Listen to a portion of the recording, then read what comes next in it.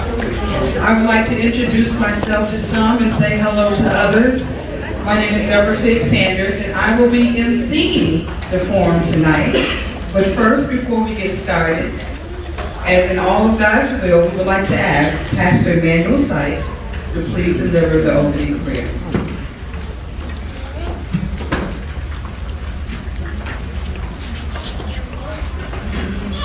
Good evening, everybody. I think it's appropriate, first of all, for us to thank God for the food. Put your hands together for the second best cooks in the city.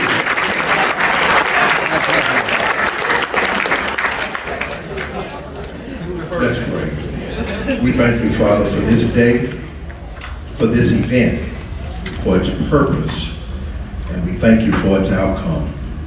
We know, God, that we're living in times where our voices need to be heard, and our understanding of government, of policy, and those things that affect our lives and the lives of our loved ones need to be made clear, that our choices will be based upon truth and understanding.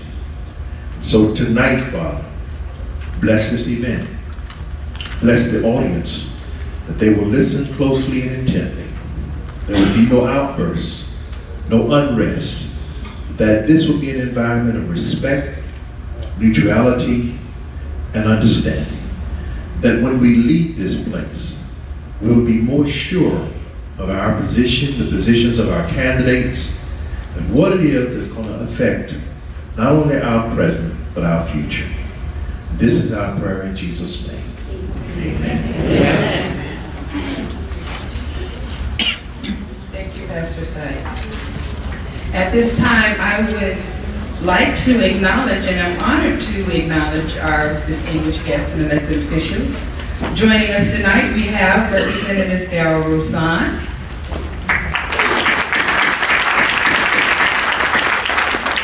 Assistant Chief Luke Williams, Councilmember Leslie Curran, Councilmember Carl Nurse, Representative from Congresswoman Kathy Castor's office, Mr. Vito Sheely, and candidate for District 2 Council seat, Ms. Lorraine Markison.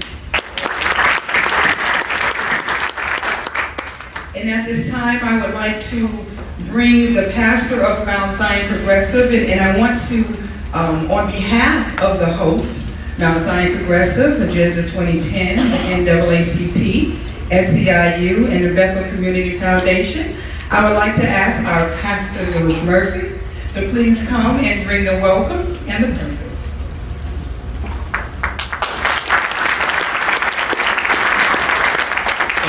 Thank you so very much, Deborah.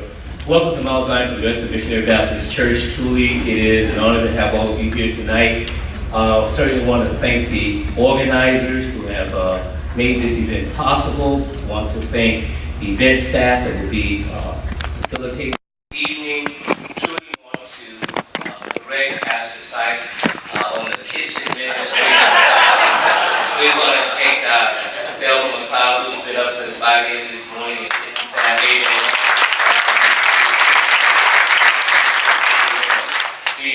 And truly thank God for each and every one of you who see the importance of coming out and truly being involved in who is going to be the next mayor to run our city.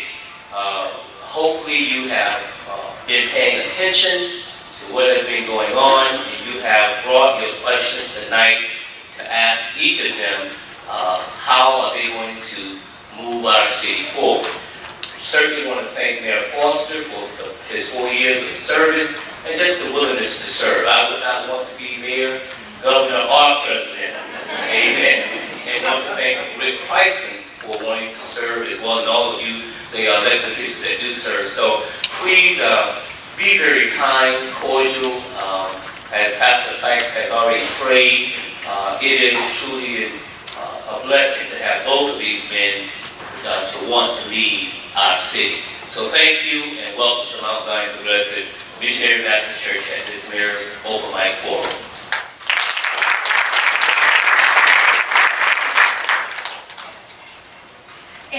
also just arrived, we would like to recognize and welcome another candidate for City Council, Ms. Amy Foster. Welcome. And at this time, we will ask Mr. Rick Smith from SEIU to please come forward.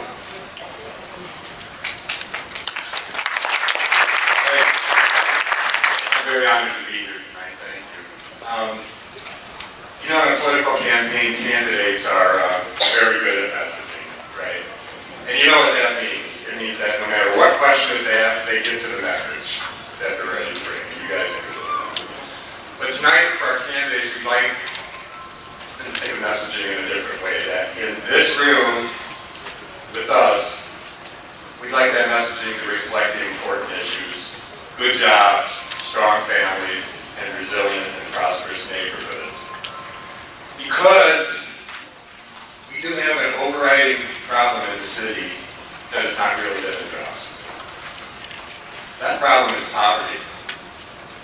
I did a word check of all the Times articles for the last 6 months about the election, and I found hundreds of times that have referred to the pier, and hundreds of times that have referred to the Rays or the baseball team. Y'all want to know how many times poverty was mentioned? 0. Wow. 0. And that's strange because the Census Bureau report just came out last week. This is the facts. 17% of the population of St. Pete lives in poverty. If you see 6 people from St. Pete walking down the street, statistically, 1 of them lives in poverty. And it gets worse. Line up 4 babies. 1 of them will be living in poverty. You see 3 African Americans walking down the street. 1 of them will be living in poverty. So I asked, how can we be called a great city while 41,000 of the rest of us live in poverty? You hear me? And the real truth about that, it's not just a black thing. The majority of that 41,000 are white folks.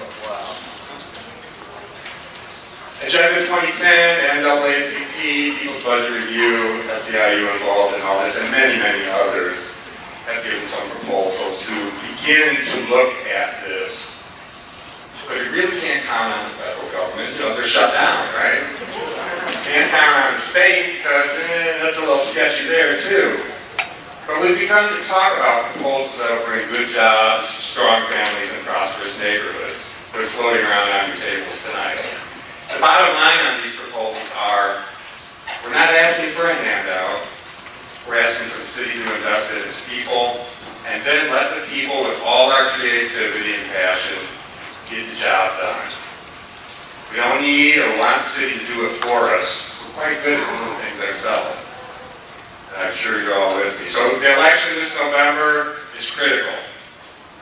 It's talking about the things that really matter to the people of St. Pete, and that's both the mayoral election and the city council elections. Talk to your friends, get them out to vote. It's important. And choose to vote for the people who reflect your concern about the real issues. And before I sit down, you get that hottest political sign in the city, the one about vote on the real issues. They'll be outside the door there. Pick them up, put them in your yard, let your neighbors know you're voting on the issues. Thank you. Have a good time tonight. Let's ask some questions.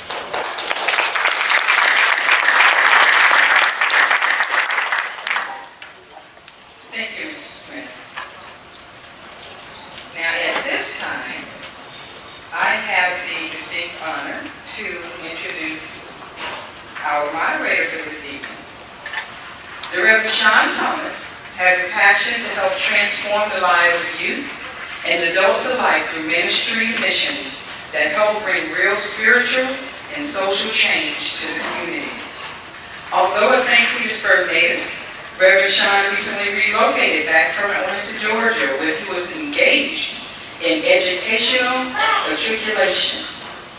As a result of this process, he is a candidate for the Master of Arts degree in Divinity with the concentration of psychology of religion and pastoral care. Sean currently works on Mount Zion's ministry team as a youth pastor. But I have to add this piece that you did not He was mentored and cultured by the Reverend Dr. Wayne G. Thompson of the First Baptist Institutional Church. And Wayne, I tell you, he has torn up our pulpit, and I understand he's doing a fantastic job over here. So at this time, I would like to bring to the mic our moderator, the Reverend Sean Thompson.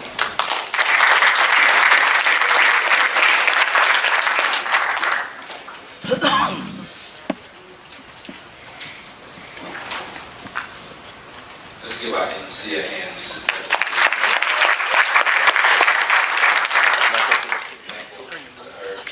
thank you to you all. I'm so very pleased that so many of you all have come out tonight to ask questions and find out what the issues are that are concerning our community. I'm glad that you all have genuine concern. I'm even more pleased that you will express that concern in a very moderate and well-behaved way. Amen. Amen. At this time, allow me to introduce both the rules timekeeper as well as the straw poll leader. Rules and timekeeper is Ashley Green. If you'll stand at this time, wave your hand.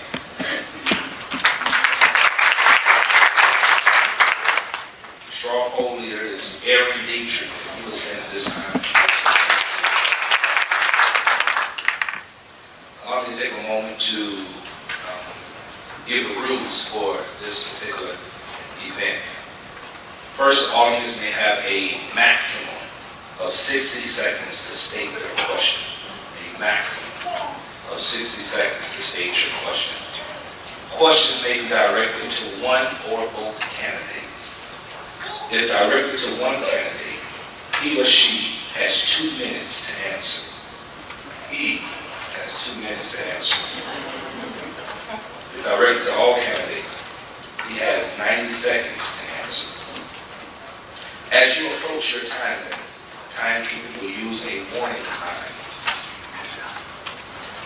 Once you reach your time limit, the timekeeper will use a stop sign. And the stop sign means stop. So at this time, we want to allow you all to take about 2 minutes to introduce yourself and help the audience become familiar with who you are and where you stand at this time. That's right.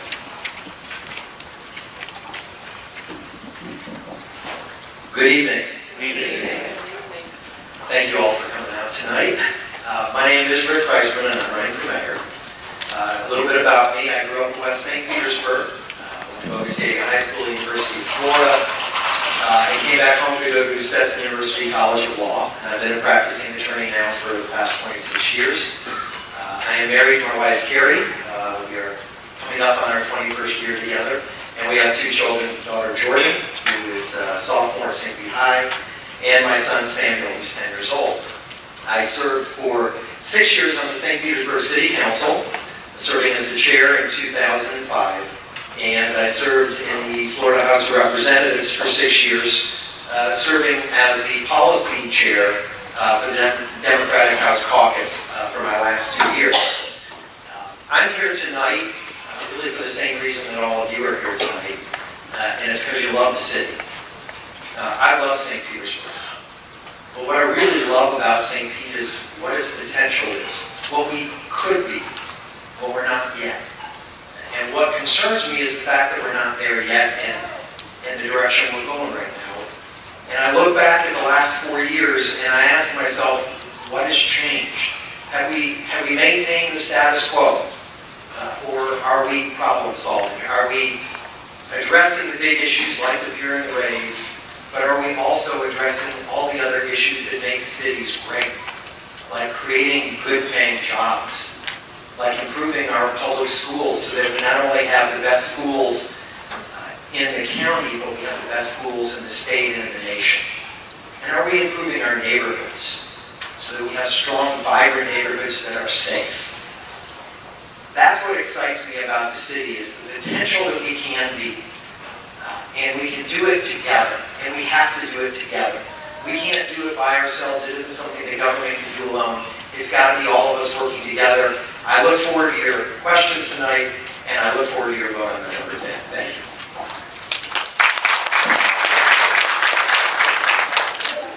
Good evening. My name is Bill Foster. I'm honored to be your mayor and have been for the past 3.5 years. And let me tell you what isn't status quo about the city of St. Petersburg and Midtown. I brought my list because I don't want to miss anything. St. Pete College, Midtown campus, community redevelopment area in Childs Park in Midtown. Manhattan and Sylvia's of Harlem, Melrose, Mercy, blight removal, Jamestown renovations, neighborhood stabilization funds resulting in new and rehab homes, Deuces Live Revival, African American Heritage Project, negotiated the removal of ugly billboards in Midtown, University Prep Charter School, Midtown Post Office, we saved that, Job Corps, opening and assistance, Paris projects, 34th Street South redevelopment, summer youth funding maintained, local hiring ordinance, cross and ample social services at the McLean Bathhouse, co-founder of the Community Law Fest, supported the staffing of Carnegie Woods and Walmart, Police Athletic League expansion, Childs Park strategic initiative, and rec center and park improvements planned by you. All of this in the midst of a terrible economic recession, which could have completely disseminated any normal city, and yet you, with your resilience, with you being at the table, we were able to accomplish many, many things. Can we do better? Yes. We absolutely can. But coming out of this recession, I have been there with you as a partner. These are all initiatives that either I started as mayor or Mayor Rick Baker started when I was on the city council, and we brought that to fruition. You know what? I've been in the community. I just didn't come in and say, hey, I know I've never been in your community, but I'm here to help, and trust me, we can do great things. No, I have always been in the Midtown community. I have prayed with victims of crime, and I have been at ribbon cuttings as we celebrated new businesses. I've always been there for you. I intend to be there for the next 4 years as your partner. Thank you for this opportunity.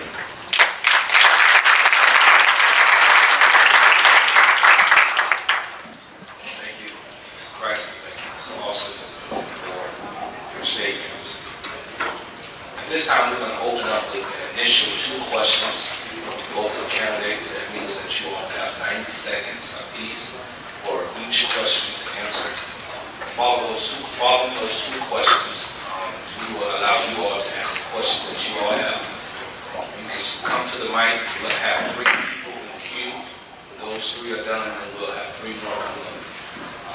Again, let me be very clear that we are going to do this in a very orderly fashion, and we want to make sure that our questions are answered tonight and that everyone leaves here with their questions satisfactorily answered. Okay? Amen. All right, so our first 2 questions, again, you all have 90 seconds for each question. Both of you are already familiar with the 2020 plan to reduce poverty by 30% in South St. Petersburg by the year 2020. You're also familiar with the data that shows St. Petersburg costing taxpayers $679 million per year, mostly for crime, imprisonment, and health issues. Do you believe that crime and imprisonment can be reduced? And if so, would you be willing to A, partner with the community to reduce crime, which could save millions of dollars each year, and reinvest those savings into our communities? Second question. This question comes from my own heart and my own experience. Well, let's answer the first question. Want to repeat that one? No. Okay, let's answer that one. Then I'll Well, I've read the county study of the impact of poverty, and it's absolutely accurate that we spend so much money trying to dig our way out of holes and fill the sinkhole that we neglect in prevention and things like that. I think the number one thing that we can do as far as getting people out of poverty is certainly job creation and economic development. It is giving incentives to companies for the hiring of hard hires. It is education. It's early childhood education from pre-K on up. It's supporting charter schools like we have at University Prep and the school that Pastor Murphy and his congregation have started here. at Mount Zion. The key, the absolute key is education. Now, you can't stop with education, and I could get into, I know we only have 60 seconds or 90 seconds, I could get into St. Pete Promise and all of these partnerships that we're trying to develop to incentivize kids to graduation and really increase that graduation rate on to college. But you have to remember that not everybody is college bound. It's really souping up these programs at P-TECH. It's making sure that we have curriculums for certificates in jobs that are created here locally, jobs in marine sciences, jobs in healthcare, because we're seeing an expansion of that. So education is key. And then it's also making sure that through social services and through faith-based organizations, we get to the parents. We've got to employ the parents first, but we've got to make sure that we absolutely have the social structure in the faith-based organizations to really reach the parent. Oh, and yes, the answer was yes. There was a question I wrote down, yes. Will I partner with the community to reduce crime? Yes. Thank you. And yes, I too will partner with the community to reduce crime. And you know, one of the things that used to really frustrate me during the time I served in the legislature was the attitude of incarcerating as opposed to educating. It is cheaper to educate than it is to incarcerate. And that's the problem in Tallahassee, and that's something that we can change here in St. Petersburg. And we change that by educating. We change that by improving our public schools, by strengthening the Mayor's Mentors and More program, by making sure that every school in the city has a business partner like we started under Mayor Baker, by putting community service or service learning into every one of our schools, starting at the elementary school level all the way up so that kids learn about giving back to their community and they become empowered because they've done something that changes someone's life. It's by funding summer programs so that kids can get a job and can learn about what it is to keep $1, to earn $1, how to save $1, and start building their resume up. So when they go forward in the future to try and get into college, when they try and get another job, they've now had some work experience.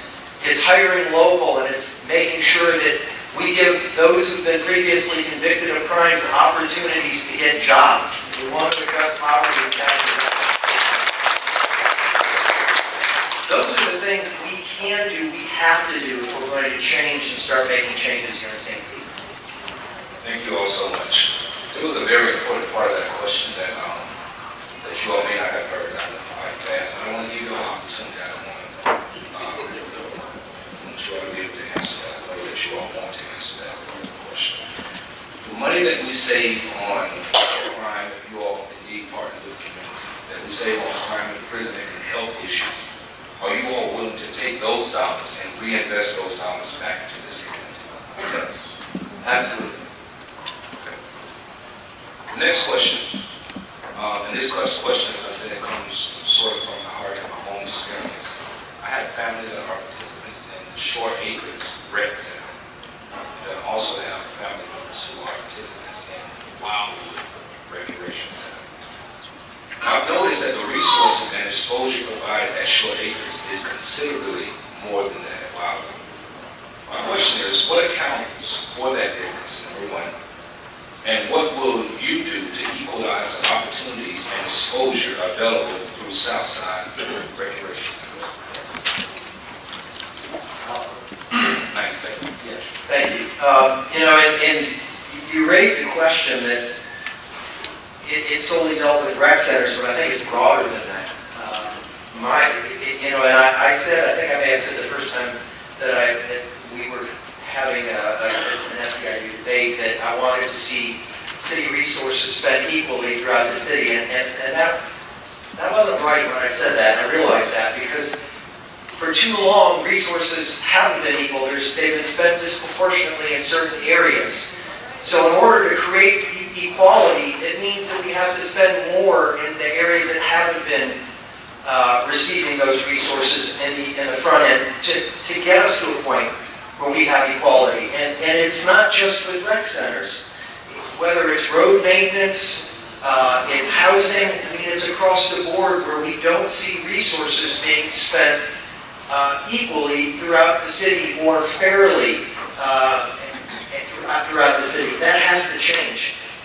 If we're going to truly have a city that we all want where everyone has the same opportunities and the same resources, we've got to do something to make sure that those resources are distributed fairly.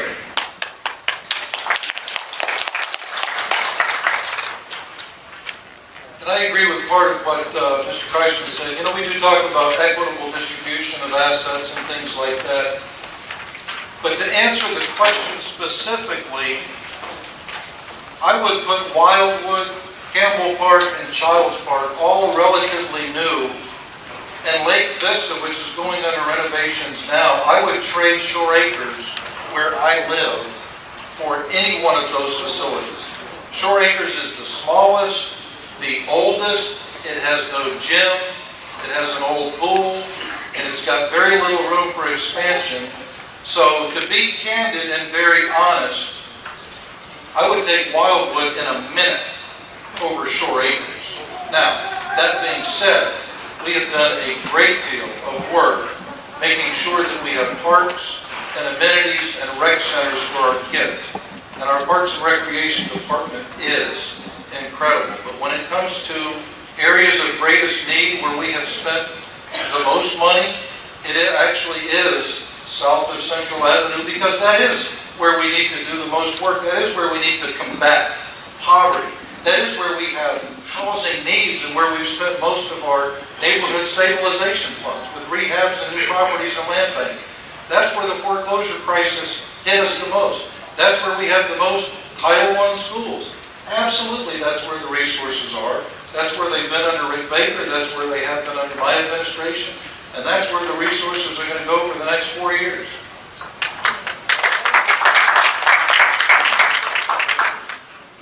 At this time,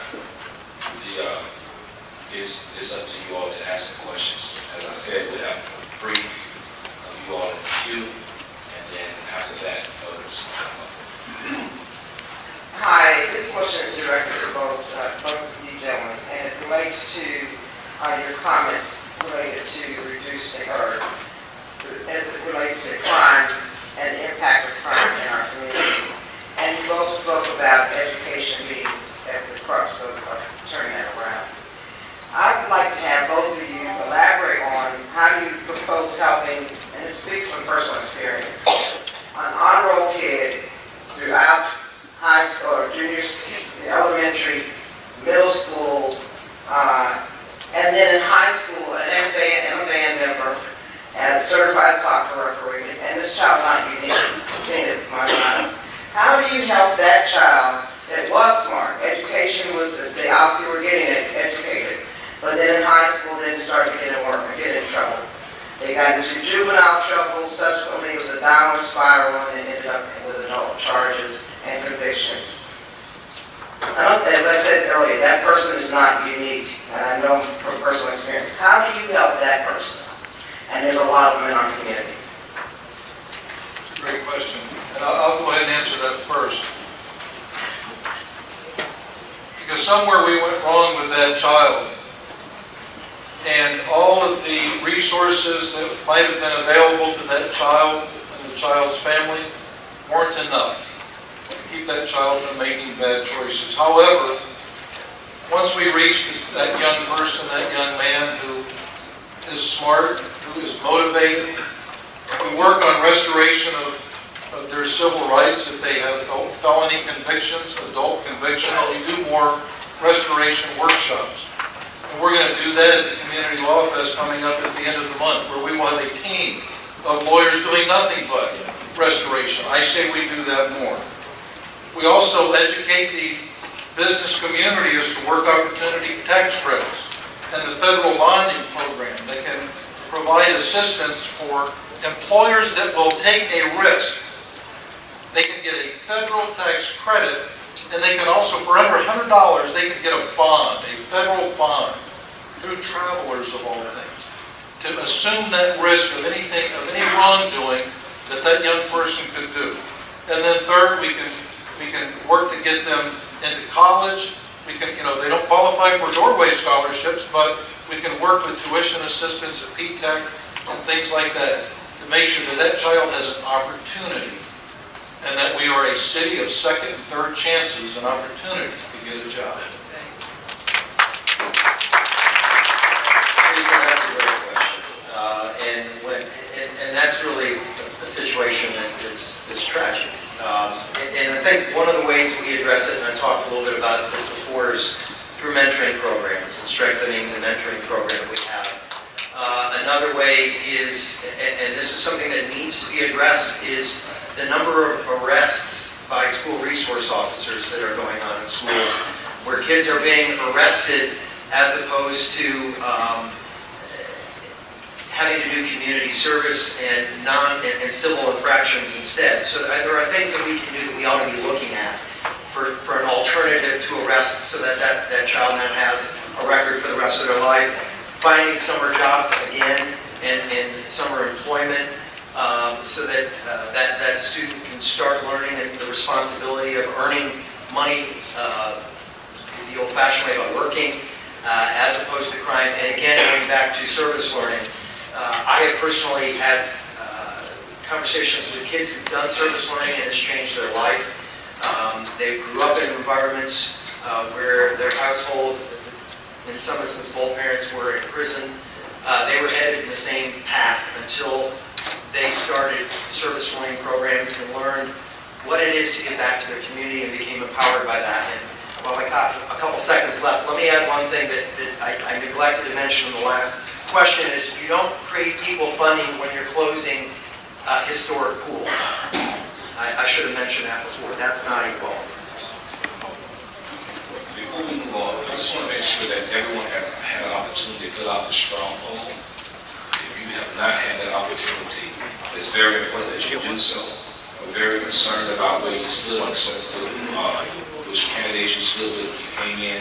And if this debate was effective to the point where you stayed with that candidate or you decided to go with a different candidate. So if you have not taken the opportunity to fill out the straw poll, we strongly encourage that you do so this time. Good evening. This question is for the both of you. My question is, how will you ensure that job will remain open to the young adults and it's not? So, how will you remain open to young adults that are not on the traditional education path? I work there, and I see a lot of kids come from different cities in Florida, but none really come from our community. So, how will you ensure that our kids are aware that if they're not in high school around here, that they can't get a job in their own community and not be shipped away? Yeah, there's really no reason for us to be in a situation that you're seeing where our own kids are not aware of the opportunities that exist right here in our own backyard. We have to do a better job of making sure that our community is aware of those resources that exist. We have to make sure that we continue to work with the federal government to ensure funding continues so that the resources are there. Especially, and you mentioned that the kids were not under the traditional educational path. And I think there's more and more of that we're seeing nowadays, just because the traditional path has become almost cost prohibitive for people. And the jobs aren't there once you get that degree, whereas someone who may be learning a trade, whether it's carpentry or plumbing or something else, that potentially can lead to a good paying job. So we have to really work much harder than I think that we've been in getting the word out of the opportunities that are there in the community and encouraging parents that have kids that are looking for these opportunities to come take advantage of that facility. And thank you for that question. And really, with every response that we give, I really want you to listen to what we've done, what we've actually done being at the table. I was the mayor of this city when we opened up Job Corps. I don't believe that I have missed a single commencement exercise at Job Corps. I'm sure you've seen me there every single year, rooting on these young people, getting their certificates, many of them going to St. Pete College, going on to continue their education, motivating them into military service. I've been there. When the Department of Labor came and they said, you know what, we're going to freeze programming, we're going to freeze enrollment. Remember when that happened? The first thing I did is I contacted Congressman Young and Congresswoman Castor, and I wrote letters and I made sure that Congress knew. And Congress is a mess, by the way, and let me tell you, there's no government shutdown in St. Petersburg, but I made sure that they knew, that the Department of Labor knew that Job Corps in St. Petersburg was the most important job corps in the country, and that we were educating young people all over the state of Florida. Now guess what? Some of our young people go to Job Corps Jacksonville, go to other job corps, but this job corps is here to educate young people, to get them certificates so they can get a job. I am a huge fan of Job Corps. I helped them open, and I'm going to continue to make sure that Job Corps is supported by this federal government and this city. Thank you. I'm sorry to keep getting that, but could you please state your name? What my name is? Each one of you, please state your name. Maybe on you. I know that one of you have recently been endorsed by Governor Scott. And I've attended several of these debates, Challenge Park, Federal Community, and I can't remember the third one was. But I've watched you, Representative Kriseman, be attacked for failing to bring money home or failing to pass legislation. But will you explain how you, as the policy chief, were in charge of 500 pieces of legislation of attacking the policy of the Republican governor, so that representatives like myself could have the opportunity to bring something home? Thank you for that question. Just to give you the background, my job as the policy chair, there were several things that I did. Number one is every day before we went into session, it was my job to brief the entire caucus on every bill that we were going to be hearing on the floor to vote on. With the idea being that they would make an educated and informed decision on how they were going to vote. And hopefully they would vote in such a way that would be beneficial to our community back home here. The other thing that was a major part of my job was to make sure that when I saw something that I didn't think was right, that I thought was hurtful to my community, that I spoke out again about it. And that's what I did. And you can call me a bomb thrower if you want, or whatever ways you want to call me. What I like to call myself is somebody who stood up for those who didn't have a voice. And that's what I tried to do up in Tallahassee, was stand up for the voiceless, point out the bad policies that Governor Scott and the leadership in the legislature were trying to push down us. Things that hurt education, voting rights, kids that were aging out of the system. There was a whole host of really horrible bills, and my job was to try and do my best to kill those bills if possible, or make them better if possible. And that's what I did, and I took the heat so that other members like Representative Rusan could go about doing the things they needed to do in their way to help the community.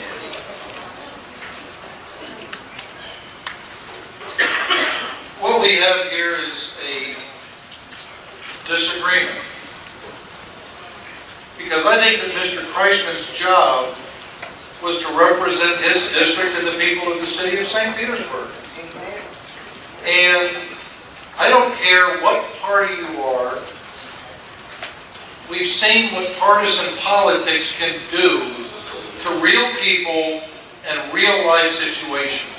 This partisan victory in Washington and Tallahassee is a freak show, ladies and gentlemen. And I don't care if you're red or blue, it doesn't belong in City Hall. There's no Republican or Democrat in filling a pothole, in fixing a park, in mentoring a child, in being on the SAC committee.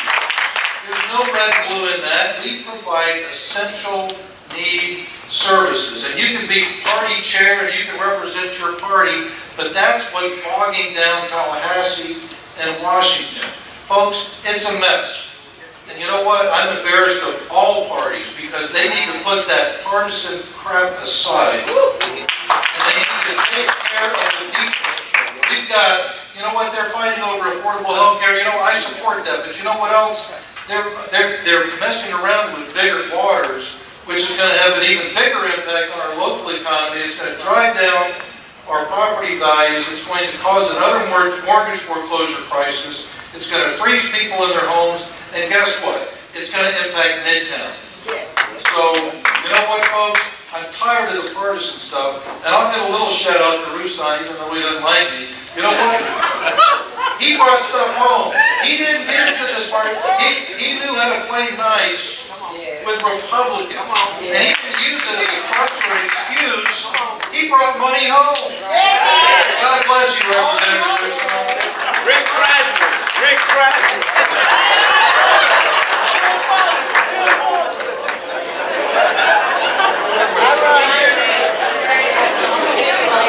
All right, yes.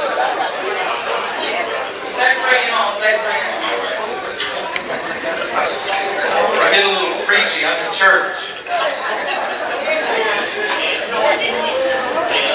Right, can you calm down? My name is Robin Wynn. I'm the chapter chair of our local union here, city workers in St. Cloud. I just want to bring this back home right now. As candidates running for mayor, we have an issue in the city of St. Petersburg with institutional racism. And what can you guys do, whoever wins this election, do for me and the other women in the city?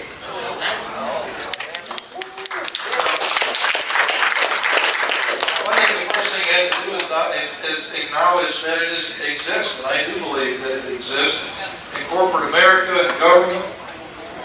And so I think as we look at institutional racism when it comes to young people getting caught up in lesser crimes, yes, go to Tallahassee and change sentencing guidelines. Mr. Kriseman was there for 6 years. I don't know that it ever came up because he was policy chair, but it's making sure that we get away from any type of racial profiling. It's having zero tolerance for discrimination. It's revisiting policies regarding stop and frisk and things like that. But Robin and I go way back. And I'm the mayor she hates to love, but she'll tell you, she's always been at the table. She's always been at my table in the mayor's office. She has an open door. I have an open door policy. Robin has been there.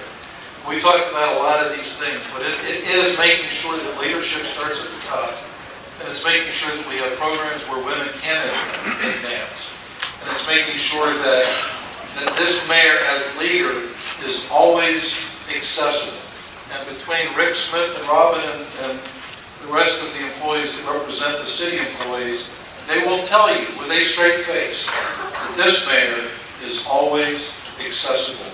And we always sit together. We don't always agree, but we always sit together and we look for solutions. Am I right? We look for solutions. And we get a contract too. Yeah, it's great to look for solutions, but you got to find solutions too, and you have to be willing to get to yes to find solutions. And it does start at the top. The whole philosophy of the city begins with the mayor. And if we're talking about doing away with institutional racism and racism in general, you don't start by changing policies that allow high-speed pursuits. You don't stop by allowing stop and frisk things to happen. It starts at the top. The mayor has to be the one that sets the tone for the rest of the city. And if the mayor isn't setting the tone that racism in any form is not acceptable, then it's going to continue to occur. It will not occur under my administration. It is absolutely not going to occur under my administration. Good evening, everybody. My question about climate change. Would you please state your name? Yes, Aaron Dietrich. My question is about climate change and how the city is going to deal with this looming issue over the long term. Both Mayor Foster, candidate Kriseman. What would you do in the next 4 years to begin developing a comprehensive plan that will ensure we are well prepared for the effects of climate change, which include many other growing problems, rapidly rising flood insurance rates, which are severely impacting our residents, especially in town. Thank you. That's a great question. We are really fortunate in St. Petersburg to have right in our backyard USF St. Pete and some of the world-class professors and scientists that we have that are specialists on climate change and tidal changes. And we haven't done a very good job of taking advantage of having these folks in our backyard. We've got to start the strategic plan for sea level rise. There's a lot of other communities around the state of Florida, Key West among them, Miami, that have already started that process. And it's unfortunate that it shouldn't take bigger waters to really trigger that into our psyche, that it's something that we need to be addressing. It's been out there, the science has been there for a long time, and quite frankly, it's been ignored. We can't ignore it any longer. We've got to start that process, and I would work with USF St. Pete and the experts that we have at that facility to start the process of long-term, because it's going to take a long time to put this, not only to put the process together, but what we need to do. It's not going to be overnight fixes, but if we don't start now, it's not going to happen. You know, all of these environmental issues and things like that, we've adopted green policies in the city of St. Petersburg. We build all of our new buildings to a gold or silver, gold, or platinum standard. Maybe we don't have a platinum, but at least a gold LEED standards and things like that. We're certainly incentivizing and doing our part to make sure that we treat our environment with respect that she deserves, God's green earth. When it comes to sea level rise and climate change and things like that, it will have to be adopted into waterfront master plans, it will have to be adopted into LDRs, and it will have to be a part of a blueprint going forward that recognizes that it is very real, it is man-made, and that there are things that we can do to at least curb some of the impacts of the man-made pollution that we have. It is going to curbside recycling, again, not mandatory, not universal, but to encourage people to recycle.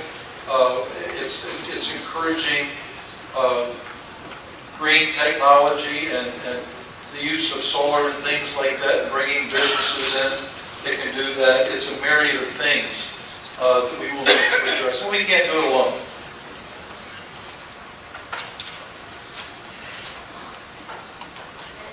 Hello. Hey. How y'all doing? Hey, Johnny, stay home real quick.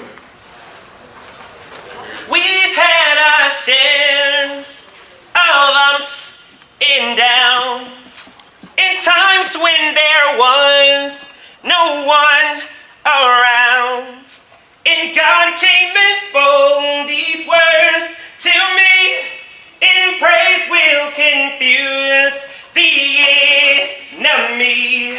And I started singing, and I started clapping, and I started dancing, and people were laughing, and they knew my problems, and they knew my pain, but I knew God would take them away. Alright, my question is, over the next 4 years, what new avenues will the city create for the at-risk youth on the south side of St. Petersburg, Florida, from the arts perspective?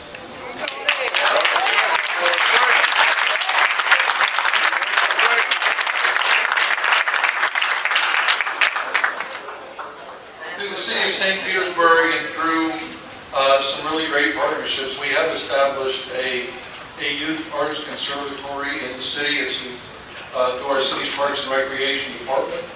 We've also partnered, and we're going to continue to partner with Royal Theater and all of these, and Tasco.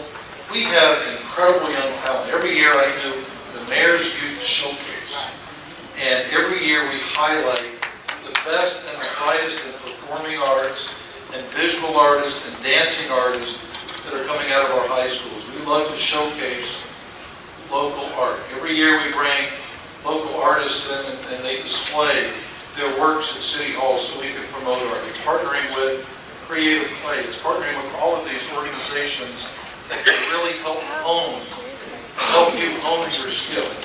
And so I encourage you, that's a great song. you were praising God in that song, and I want you to continue to hone that skill and keep glory and honor to God the Father. That's how you do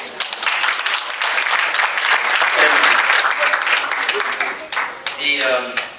The Mayor Showcase, we've been fortunate to have that in the community now for, I guess it's somewhere around 10, 12 years, because that was going on when I was on council. I started that. It's 3 years. It's a great program. When it comes to artists, so we've got incredible musicians and a growing music community here that seems to get neglected. Everybody focuses in on the art with a paintbrush or pen, but the musicians tend to be forgotten. And we've got venues that are completely unused that we could be allowing musicians to showcase their talents, like Williams Park, which sits unused every weekend when we could be allowing kids to showcase their talent for free and give themselves an opportunity to start talking about it. We've got incredible graffiti artists, and fortunately we're seeing some of it around town, but we have opportunities throughout the entire city. The arts community, which is very vibrant, it's very vibrant downtown, but it has to be vibrant throughout the rest of the city. It can't just be a downtown thing, it has to be in South St. Pete and Midtown. There needs to be arts in West St. Pete, there needs to be art, even out in Gandy. The entire city ought to be taking place and have art available. And right now it's all focused in on downtown, that needs to change. We want to respectfully ask the candidates to make sure you're watching the timekeeper there. And the warning means that your time is short, and stop means. We also want to acknowledge and give a call to the young people who will be going out later in October to remind our community to get out and vote on November 5th. Brother Jabbar Edmonds and John Muhammad of People United for Progress.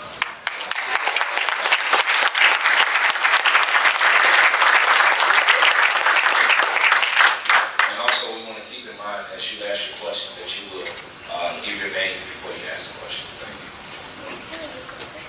You don't have to sound. My name is Sophia, and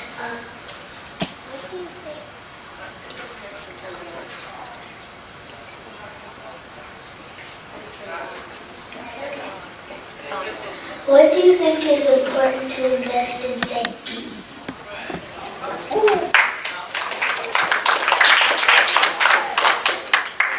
That's a great question, Sophia.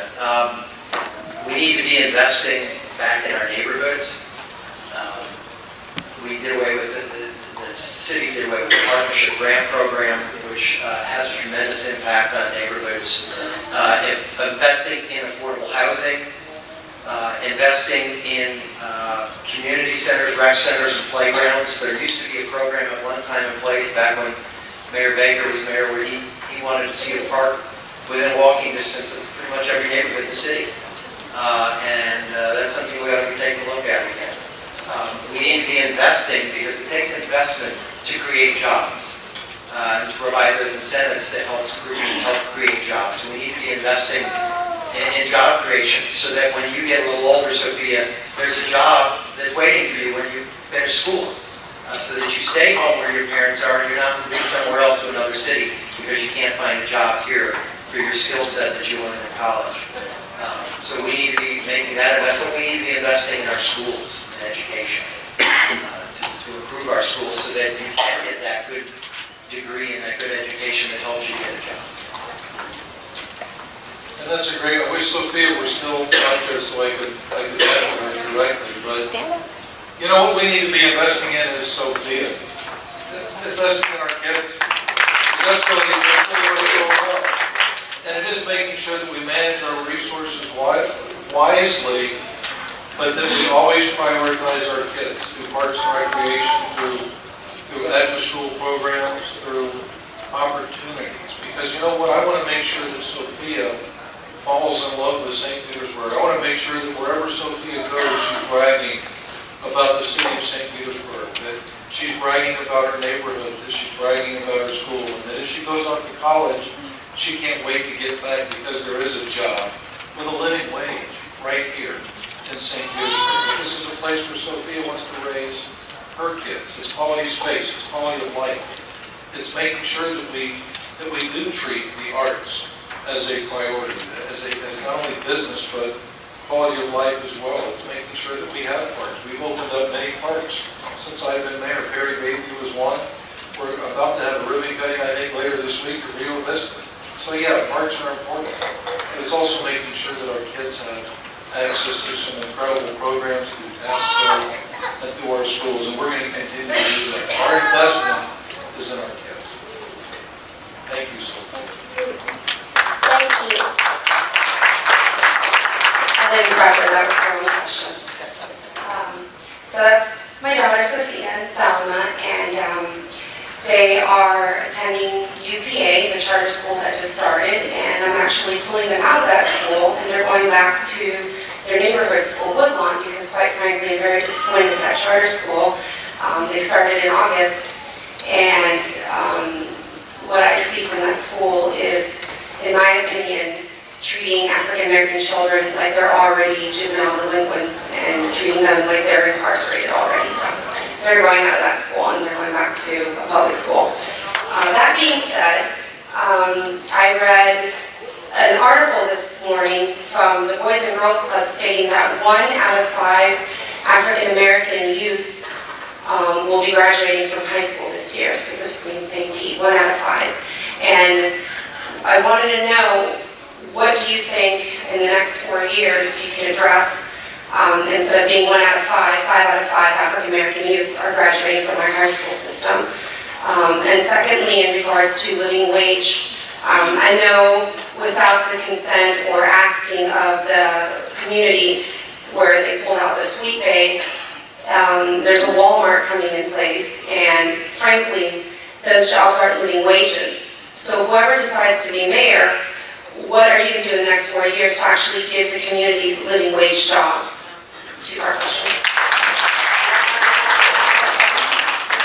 Yeah, those jobs aren't living wage, but I don't know that there are many in the grocery store businesses that will actually do that. But you know what? That grocery store is the lifeblood of a community. And so I'm pretty proud that we were able to secure a Walmart to go into the Tangerine site. You know, you were asking, and the first part of your question, refresh my memory one more time. 1 out of... Oh, yeah, that's right, 5 out of 5. And that certainly is the goal. You know what the graduation rate of the Doorway Scholarship, the scholar is? In the African American community, over 93%. And America's Promise has recognized the city of St. Petersburg as one of the best in the country for young people. You know what though? We need to expand that program. St. Pete's Promise and our partnership now with the Pinellas County Education Foundation to take stock in children, we're providing, our goal is 100 Doorway scholarships a year. And that is significant giving the kids the promise of a scholarship. But it's also tuition assistance at VTech. It's also tuition assistance at St. Pete College. It's making sure that whatever the case is, if they're vocationally bound, because not every kid is wired to go to college, it's making sure that they go into a certificated program where there's an apprenticeship and where there's a job at the end of that. That's how they get living wage jobs. And that's how we can increase the graduation rate. And the mayor talked about St. Pete's Promise, and I'll ask all of you to think back for the last 3 years did St. Pete's Promise exist.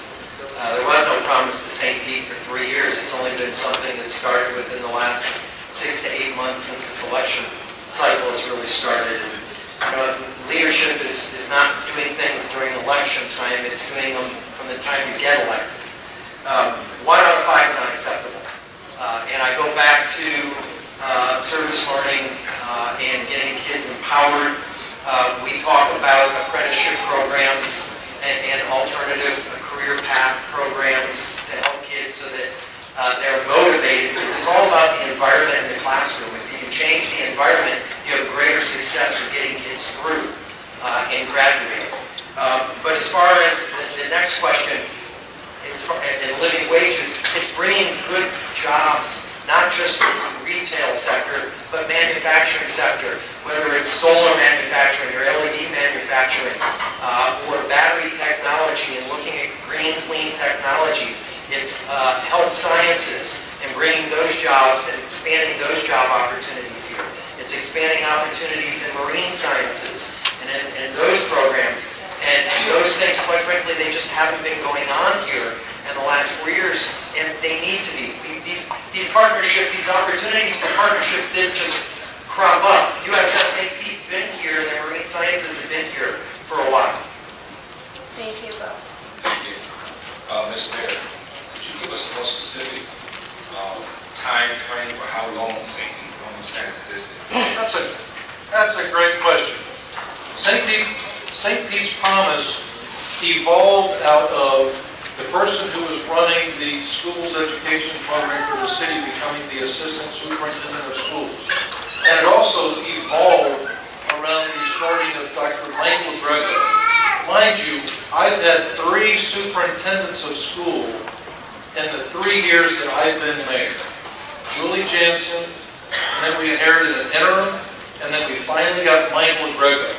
And it was through this partnership with Michael Grego that we could not only just rebrand, but actually have a school employee in City Hall, 3 doors down from my office, showing the priority that this has, working with an employee of the Pinellas Education Foundation, working with an employee of the City of St. Petersburg, 3 people whose sole job is to outreach to St. Petersburg schools, finding mentors, raising money for doorway scholarships, finding corporate partners, and where we didn't have them, we get them in, making sure that we have this partnership together. So this really evolved around Lori Matway leaving, and I took that as an opportunity to partner with Michael Grego.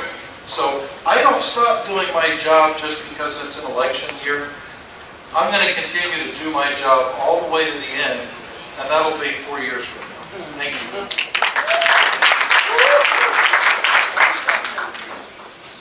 Hello, sorry.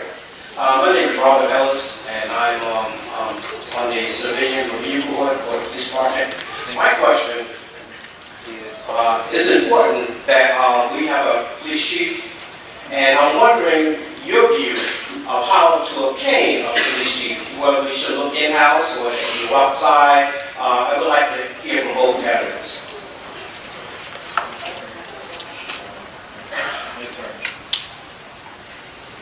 We will have a new police chief, and I'm going to do both. I'm going to look in-house. We have 2 incredible qualified candidates in the city of St. Petersburg. And they're going to compete, and they're going to compete very well. And they're going to score, I think, very high. But I'm also going to do a national search. I'm going to look for the best candidate to become the next chief of police for the city of St. Petersburg. We have one of the largest agencies in the state when it comes to policing. And I want a police chief that has good communication skills, great leadership skills, and that is well-versed on all things 21st century policing. Whether it's predictive policing, whether it's preventive policing, whether it's all of these issues facing the city of St. Petersburg, I want to make sure that we have the very best. And you know what? At the end of the day, I may determine that the very best is right here in the city of St. Petersburg.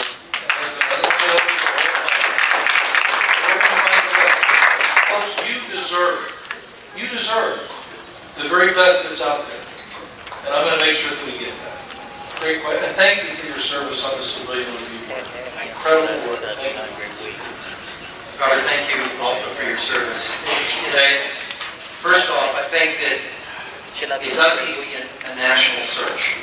To do anything less potentially shorts the community. We deserve to have the best person that we can hire, whether that person comes from inside or outside, but to not do a national search, I think potentially sells it short. Second thing is it needs to be done by an outside agency. If you think back years ago to the last time we really had a search, it was done in-house. And the guy that kind of ran the search, Matt Vines, ended up saying the best candidate is me. I don't want to see us have that happen again. We need to have an outside agency that's coordinating it. But I've said to both of the potential candidates from inside the department, and there may be others, that I would be disappointed if they did not apply. I hope they apply. They may ultimately, one of them could potentially be the choice. But the main thing is we need to have a chief who instills respect back into the community and into the department. And in particular into the department. The community has been asked to show respect to the department. The department also needs to show respect back to the community, and that's got to be a part of it. Still keeping time with myself. The mic's not working. I just had a question, and thank you all for allowing me to go a little further so I can continue to keep time. There's a lot of conversation about making sure that kids who are in elementary, middle school, and high school at the end of your 4 years will hopefully have a job. We have a 17 to 22% unemployment rate for individuals under the age of 30, depending on where you are in the city. Kids who have gone to school, who accrue large amounts of student debt, who have done all the right things, taken all the right steps, that don't have access to decent living wage jobs. What are your solutions to this today to help make sure that these kids actually have opportunities that they worked hard to earn? Thank you.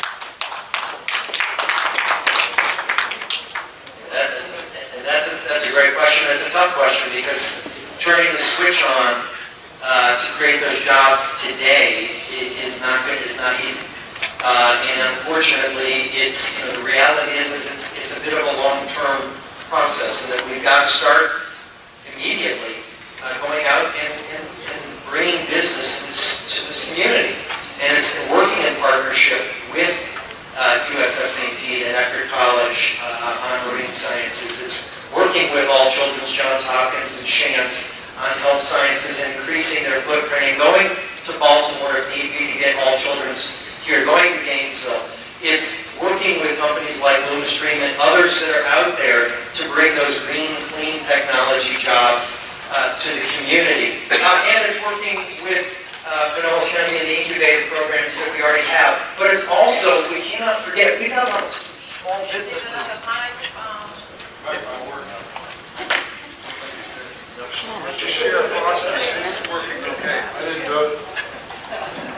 There's a lot of small businesses here that do employ people, and they're as much at risk as any other business. And the city right now isn't paying enough attention to the small business. I can't tell you how many small businesses I've walked into, like Eve's Boutique on 22nd, and said, has anyone from the city come by to ask you what they can do to help you be successful? And the answer that I get is codes. It can't be codes because that's not helping them be successful.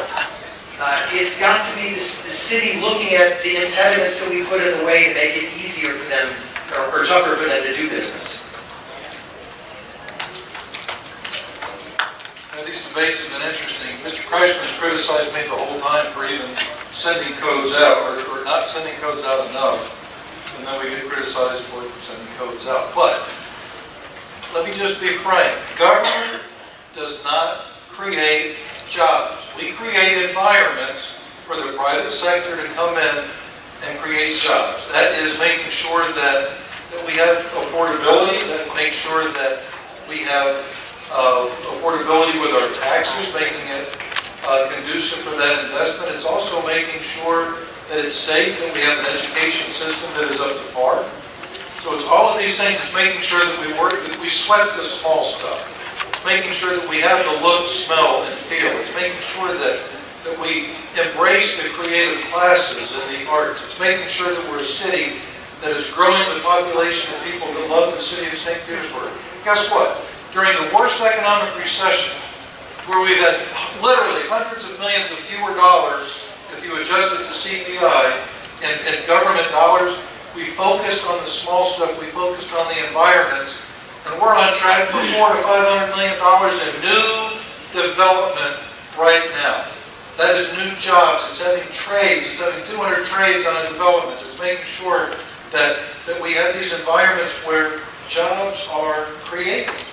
And it's also making sure that our schools and education institutes have a curriculum that is more locally based, and we're working with USF, St. Pete, we're working with St. Pete College, that's more locally based, that is a curriculum for St. Pete jobs. But that's what we're doing.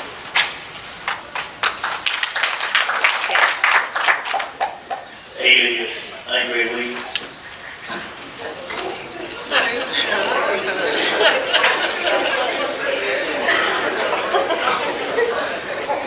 Quick question. I have two questions. One is the development, installation of sidewalks and the development of right-of-ways on St. Pete, on the south side of St. Petersburg. Not only the development of sidewalk, the installation of sidewalk, but to eliminate as many blind spots that we have on the south side. Another question is, what are you going to do about water reclamation distribution on the south side of St. Petersburg? We have very few, a lot going to the golf course, but none going to the entire community to help beautify our land. It's a great question. Well, one of the things that we are doing is we are going throughout the city, and I'm doing what's called walking school buses. So we make sure that as I do that, we look at the infrastructure, we look at sidewalks and things like that from, about this high. So we're on the eye level with the kids to make sure that we address those needs. As far as the expansion of reclaimed water, we haven't been in a position to do that up to this point, but as we are creating more effluent and sending it to the Southwest Treatment Plant for the closure of Alcoa, as we're working on a bio-waste to energy with the dewatering happening at the Southwest Treatment Plant, I think we will have an opportunity going forward for an expansion of reclaimed water. Now, one of the things that we're doing the farther south you go, we're using reclaimed water. We've actually worked on expanding the reclaimed water the further south you go and using potable water for landscaping in the south, because we were in the disinfecting process, we were wasting too much water down the sewer. So we're actually looking at ways that we can use potable water for irrigation so we're not wasting it. But that does give us an opportunity to look at expanding the reclaimed water system for local landscaping and irrigation. So I think going forward we'll have a chance to do that. And it'll be cheap. I'd like to see us move toward having sidewalks within a half a mile of every school in the city of St. Petersburg, so that kids can get to school safely and are not at risk as they walk to school. Addressing your question of reclaimed water, part of the issue when it comes to reclaimed water has been storage. We haven't been able to store sufficient amounts of reclaim. We reach our limit, and after that point, we're having to basically dispose of it, and we can't utilize it for long. So we've got to do a better job. We have to look into potentially increasing our storage capacity and capabilities. But another alternative to that is something that I did when I had a house fire in 2008 and rebuilt my home. One of the things that we did is we had water tanks on the side of our house. We have two 500-gallon tanks. And we were the first house actually in the city of St. Petersburg to be permitted to do that. It was something that had never been done, but it's being done all over the country and the world, where people are utilizing water that's stored in cisterns and in tanks and in rain barrels to water their lawn. We're actually using it in our home to flush our toilets and for our laundry. So there's a lot of opportunities that we have that we need to be exploring, and it's kind of thinking outside the box instead of solely looking at reclaimed water, which, by the way, we have been a leader nationally. There are other alternatives too.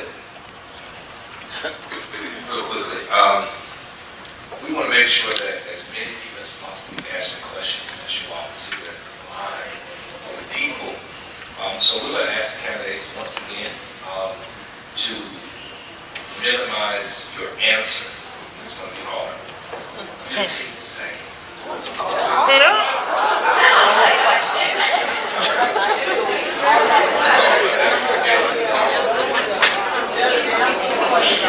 Should have waited a minute. We're going to ask the candidates to reduce their answer time by 2 minutes.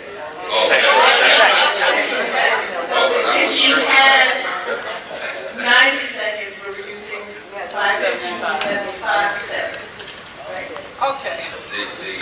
Not around. I just told you. Bye.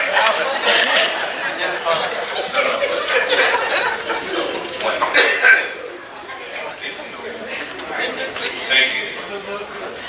Hi, my name is Schmiege. As you know, Florida ranks amongst the states that has the worst record for affordable health care and education. As mayor, I would like to know your position regarding the Affordable Health Care Act, popularly known as Obamacare, and what role would you play as the future mayor to ensure that the people of our city are informed about their choices regarding health care, and that we are able to get affordable health care, and that the governor is pressured to change his stance on health care.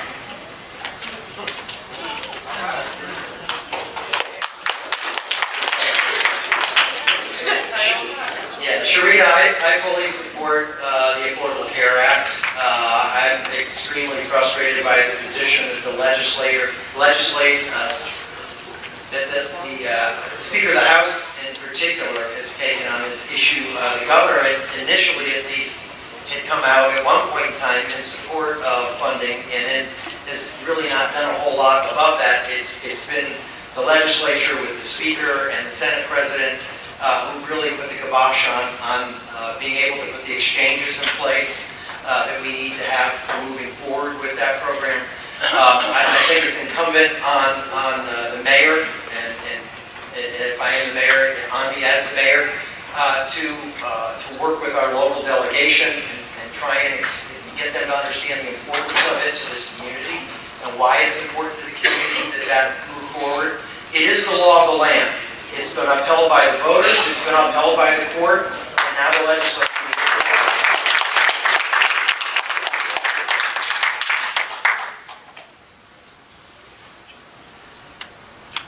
It is the law of the land. And so whether you were for it or against it, it doesn't make any difference anymore. It's the law. It's the law. So all of this political bigger, I mean, that's a problem with the partisan politics. That's why you really don't want it in City Hall. I mean, I've been the mayor for the past 3.5 years, the mayor for everybody, even those that disagree. And yes, you look for solutions and you find solutions. I've been with this community, in the entire community, and I never left. So it is the law of the land. They need to fund the darn thing. Now, some of the things that I've done for my employees with the city of St. Petersburg is to expand medical benefits for domestic partners. I thought that was the right thing to do. It was to open up a healthcare clinic for all employees so there's no copay, and there's no copay for prescription drugs.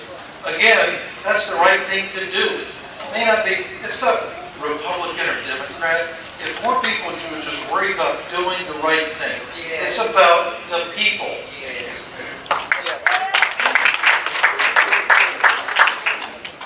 Hi, my name is Sharona Scott. I worked as Student Operation Officer for the last 12 years, and I'm a St. Petersburg native. Over the years, I have noticed that there aren't any teen-friendly recreational activities in South St. Petersburg. My question for you is, if you become a mayor, is how will you attract private sector businesses to provide teen-friendly recreational activities in South St. without needing to go to the north side, because most of our families here have a lack of transportation, such as bowling, skating, those type of activities that keep kids off corners, keep kids from selling drugs, keep kids from doing things that they shouldn't be doing.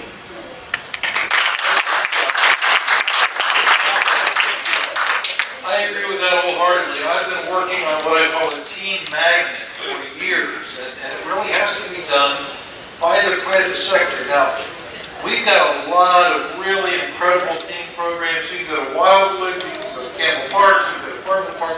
We've got, now they're not, it's not all the time, but we have it through task Tesco, we've got some great programs, but you said private sector. And that is something that I think is going to come about. That's going to be a component of the 34th Street South redevelopment plan. I think we're going to see something that will come along that 34th Street South corridor that will have that team magnet element from the private sector to where you've got the skating, the bowling, the DJ, and it's the kids' music, and you've got the kids singing, and that young artist with an incredible voice can go and perform there as well. But it's got to be private sector driven because, you know, honestly, a lot of our young people don't think that Tesco is cool. I disagree, but I think if it's private sector and open to all the kids and is that safe environment, I think the demographics will support that. I think it'll be very powerful. You raise a question that is, again, like another question earlier today, is in some ways even broader than what your question was, because you talked about teen-friendly rec activities that the private sector does in Midtown and South St. Petersburg, so kids, as you said, aren't having to go to the north side of town. Well, the same elements that we have to utilize to bring those activities for kids to South St. Pete are the same ones we've got to utilize to bring business to South St. Pete. In 4 years, I can't think of new restaurants that have opened, new grocery stores that have opened, new retail stores that have opened. The focus on South St. Pete and Midtown, the attention hasn't been the same as it has been in other areas of the city. And we're going to be able to bring, for example, grocery stores out onto 54th or onto 62nd, and if we're able to do that and they're private, we should be able to do it for kids too. There have to be the same opportunities in South that there are in North. Good evening, my name is Brenda, and I work with outreach here at the church. So my question is, on the 2020 plan, you spoke of strong families. So I want to know from both of you, what ideas will you implement to aid ex-felons to re-enter the workplace? Because that's a problem. And I don't have anything to tell the prisoners when I visit, because they have a hard time trying to take care of their family, so of course they're going to re-enter the system. Thank you for that question. It's, in all the weeks that I've been out walking, the one question one statement that was made to me by someone whose door I knocked on that had the most impact on me was exactly that. When I knocked on a gentleman's door and I said, "What are you facing here in St. Pete?" He said, "I'm a convicted felon and I can't get a job. I'm working to get my GED, I'm trying to turn my life around, and nobody will give me a chance, nobody will hire me." From the city standpoint, obviously the city can put programs in place and has some in place in the local hire ordinance, which should have taken 2 years to get through, but thankfully is now been passed, will help. But we have to incentivize private business too, because the city can't do it all. We can't be the one doing it all. We've got to have help from the private sector, and I think the way we do that is by incentivizing them and giving them reasons to give someone a chance to get another job. But we've got to do that. We're not going to change things if we don't give people second chances. And I answered that question earlier as a part of what I thought was a priority, and it really is making sure that we work very hard and diligent when it comes to restoration of rights for ex-offenders, and to have workshops and make sure that we engage the legal community for those restoration clinics.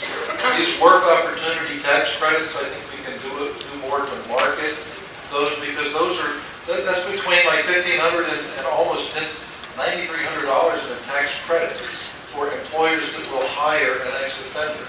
The third thing is the federal bonding program, very affordable. It's under $100 per unit per employee, and I think there are some things that we can do and even explore really helping with some of those bonds. Because again, It's less than $100. And so I think that would be a good investment. And then, of course, any type of tuition assistance at P-Tech or other places where they can actually learn a trade. I think that's important. Those are real solutions, not pie in the sky. Thank you. I'm glad that wasn't a sign that I wasn't supposed to ask the question. Let everybody, that's the original theory of the Lord who made heaven and earth. And so I'm so thankful for these opportunities for people to come out and have light be shined on this electoral process so that we can vote based on what we hear and what we know as opposed to people telling us to vote for. Now, I came up here originally with one question. It has changed 3 times. But now that I'm finally here, Mr. Kriseman, you made an emphatic statement that if you're elected mayor, you will end racism. And as a person who's been involved in that work for 40 of my 64 years, I want to know how you intend to do that when civil rights laws didn't change it, when the death of Martin Luther King didn't change it, and to say that in your time in office and under your leadership, you will eliminate racism. If you do, that's the answer to the problems across this country, and I'd like to know how you plan to do that. I'm not being disrespectful, I'm one of my secrets. I can stand it for you.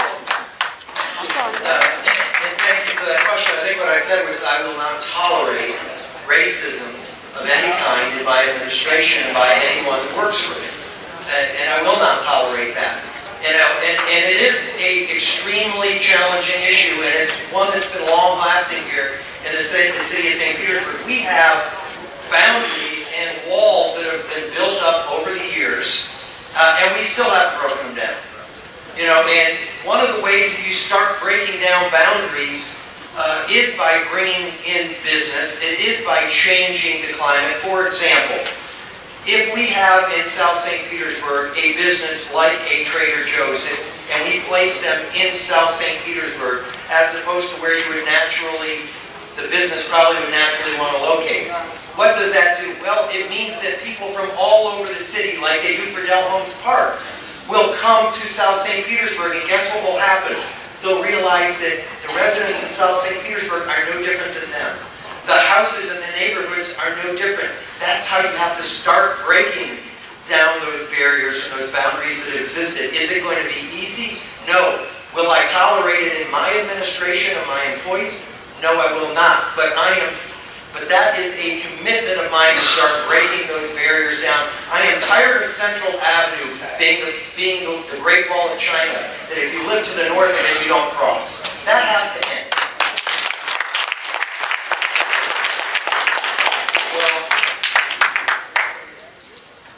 I don't see Central Avenue as being the great divider. I think that, was that? Oh. Okay, I'll let you know.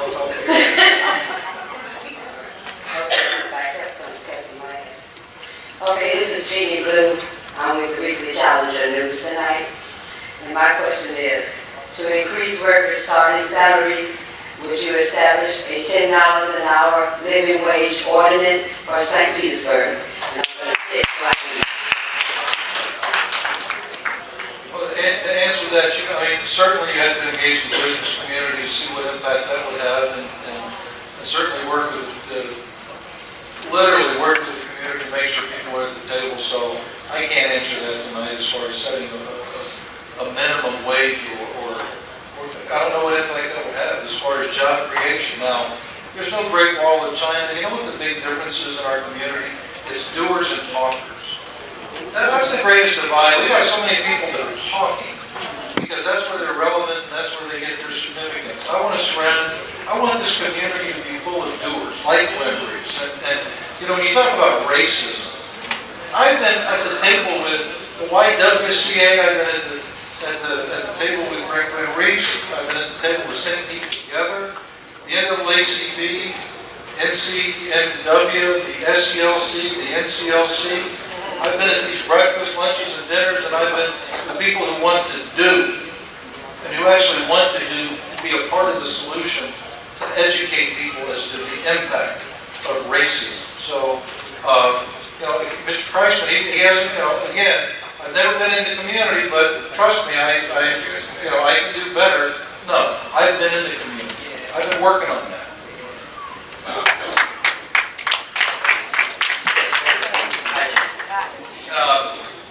I would like to see us ultimately get to a goal where we have a living wage, whether it's at $10 or whatever, or $11. I think we do have to work with the business community in trying to get to that point, because what I don't want to see happen is by instituting something without having us talk it through, that we end up losing potential jobs or potential businesses from moving here. But I think there are things that we can do as a city to encourage and again incentivize potentially businesses to look at doing that and paying that kind of wage. Hi, my name is Kofi. I'm a local community activist. What I really wanted to talk about is a lot of the talk with the economic improvement involves bringing jobs. We keep hearing that. But I think one of the problems is that people out here should be able to create jobs, in a sense. Like that we have a dynamic where we say, well, how are we going to create jobs? Well, some business will come here with their money, or some wealthy person will come here. We have to start working on a dynamic where the people here, the communities, can start to create jobs. And I think that if we think that way, that when St. Pete eventually becomes the mega metropolitan center that it will become, people will come here because they'll know they have some ownership here beyond just working for somebody.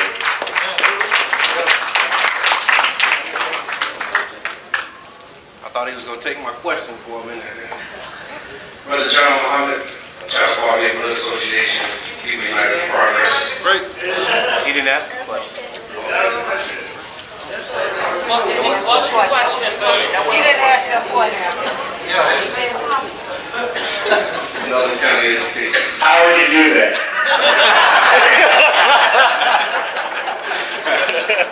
Brother John, did you just take your question? Does that to be answered?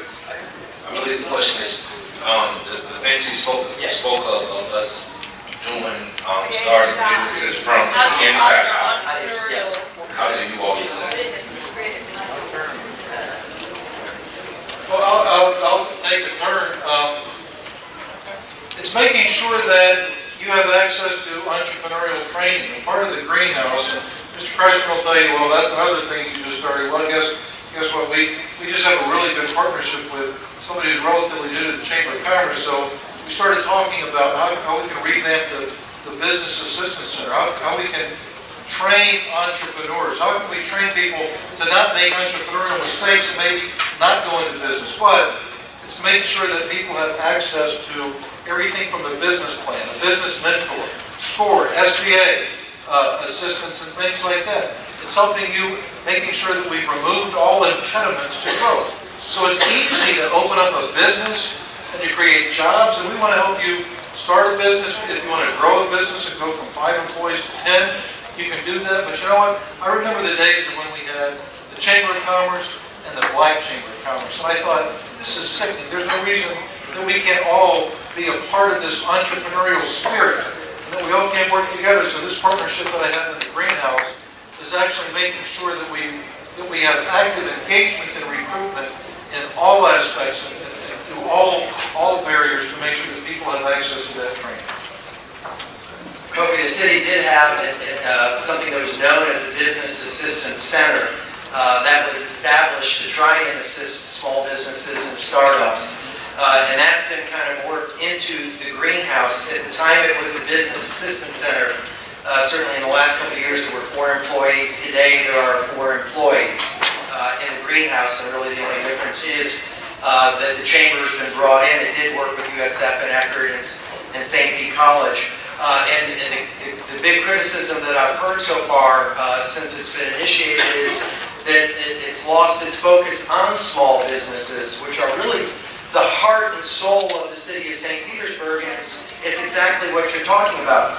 It's through the incubator programs, but the other thing we need to do is work with the lending institutions so that you have the financial resources to get started in your business. If you don't have the money, you can't start your business. And right now, banks aren't financial. You will learn those banks. Yeah, he almost took my question. Okay, just looking at historically and all of these political elections and everything, the prize been jobs and justice from Martin Luther King the first time in 63 and 83, 20 years later, jobs and justice. And 50-year anniversary, which we just celebrated, still jobs and justice.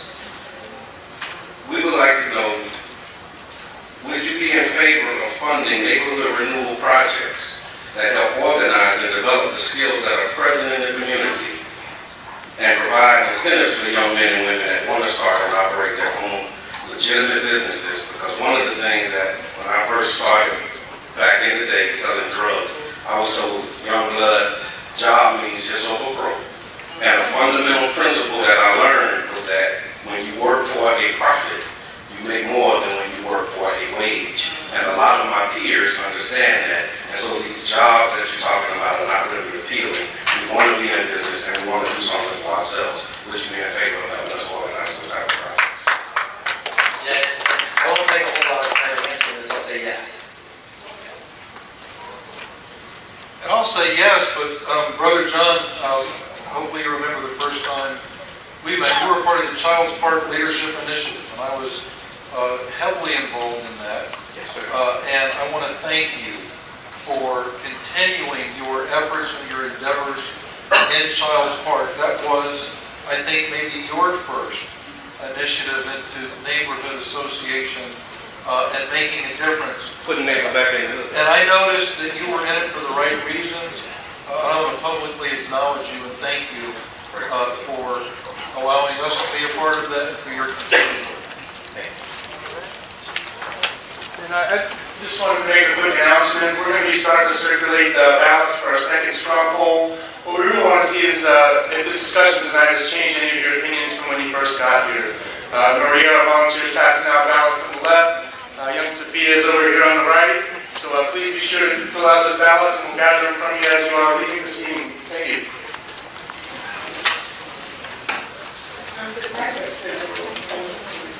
I'm a registered nurse. Your name? Marcia. And as you all know, hospitals are not hiring MPNs anymore. What is their plan with PTEC? Because you have so many people out there who want to be a nurse, but the GPA to get into St. Louis College is very high.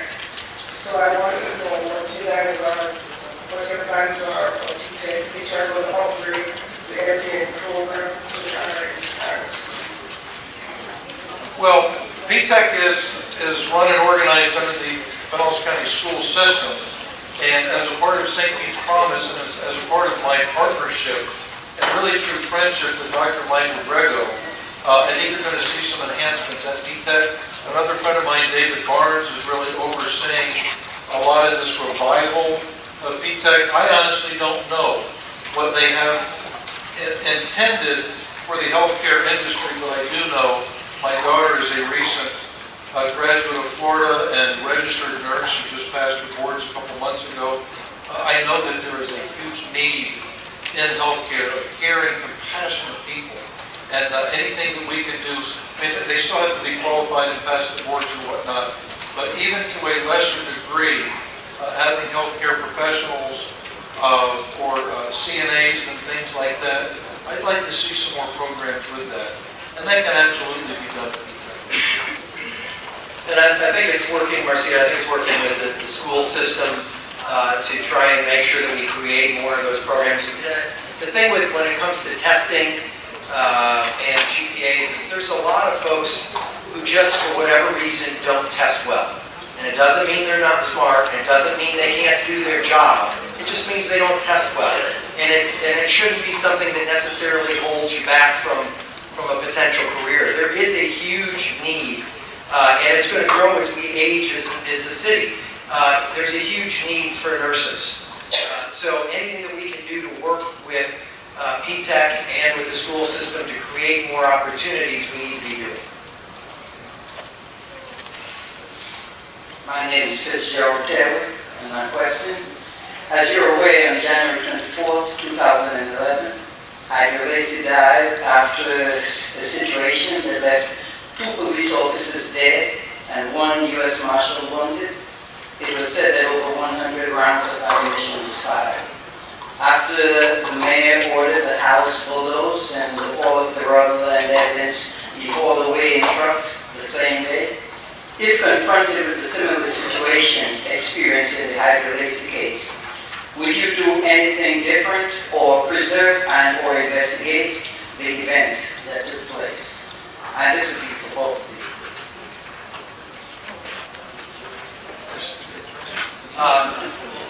No, I would not order the bulldozing of the house. I'm not really sure how that happened. I wasn't there when the order came through. That, to me, that was a crime scene. And until the crime scene is fully investigated, to do anything to destroy that crime scene, I think is problematic. We still don't know, because that crime scene was destroyed, we still don't know everything that happened. And in order to prevent the loss of life again, we need to know what happened. And so, God forbid something like that would ever happen again. And I hope in our lifetimes we never see something like that. We need to do a full investigation to make sure that history doesn't repeat itself and it happened again. So my answer is no, I would not have bulldozed that house. And I appreciate Mr. Kriseman's opinion. That was the worst day of my life. I would never want to go through that again, but I would do the same thing over again. I made the right decision. Wow. It was, you said there was 100 rounds of ammunition. No, there were 1,000 rounds of ammunition. There was over 100 canisters of tear gas that with any type of breeze was going into the neighborhood. The tear gas residue that was everywhere. And if you looked at the aerial photos, that house was destroyed from the top of the beam, the top of the truss, back. And so there was no way that we were going to leave that as a nuisance for the neighborhood and for the kids, because we would have to fence it, we would have to guard it. That was an attractive nuisance. And something else that I think needs to be pointed out. Again, this was the most tragic hour. But my direction to the chief of police and to my engineering department was, it is an active crime scene. I'm not the chief. Once you have gathered, safely gathered, all of the evidence that you need, not to prosecute a case, not to prosecute a defendant, but all the evidence that you need, then I want you to clear the crime scene, and then we will go in. That's exactly what the chief of police did. I did not order any taking of evidence. We gleaned everything we needed to learn everything we needed to out of that. And you know what? We know exactly what happened at that location. We took out all the evidence that we needed. I will do the same thing over again. Wow. Mr. Kriseman brought up a point that he wished to preserve that evidence so that we don't repeat that again. And that you stated that we did collect some evidence. So did we learn anything from that event so we won't repeat it? And if so, what did we learn from the evidence that was collected? And that's a great follow-up question. We know that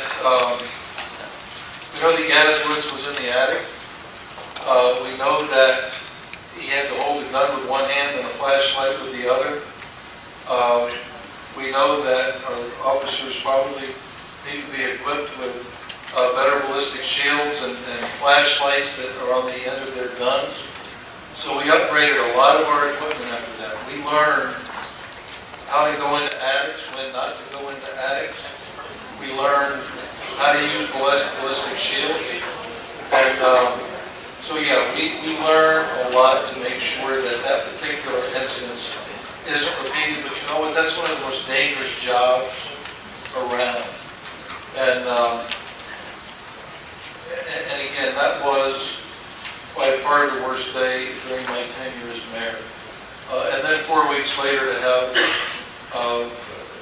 a young man who I knew, Nick Lindsay, take the life of Officer David Crawford. That, again, those are things that occurred that you never really recover from. I didn't clear the crime scene. That's not my authority. But I wanted to make sure that once the police fully was able to take out everything that they needed, that then it was clear. And I got photographs, and I can show you exactly what that place looked like and why it was unsafe for anybody to go through. Hello, I'm Matt Wright, and I'm an old lady now. I have been the Crime Watch coordinator for 28 years, and I've been low profile, quiet, so I learned some secrets that people you all know about. But the most serious thing I'm concerned about now is the old people. I have a neighbor that is a hoarder. She has 16 cats in her house, 4 dogs. 2 of the dogs have names. And I had another neighbor that had, he had 7 children, 5 dogs, and 3 cats. When they moved out of that house, it was so many fleas that we had to run over and with all kind of mosquito spray to spray the lady that was begging us to help her. Well, I spoke to one of the councils about that because I don't want those fleas at my house. And I wonder which of y'all, what do we do about it? Either one of you all can answer. What do I do about it? It's a serious problem. Actually, if you will call sanitation, we have certified pest control people that can come out and take care of rodents and things like that. You call sanitation, and we will come up with an answer for you. Absolutely. I sure do. I want you to do it before the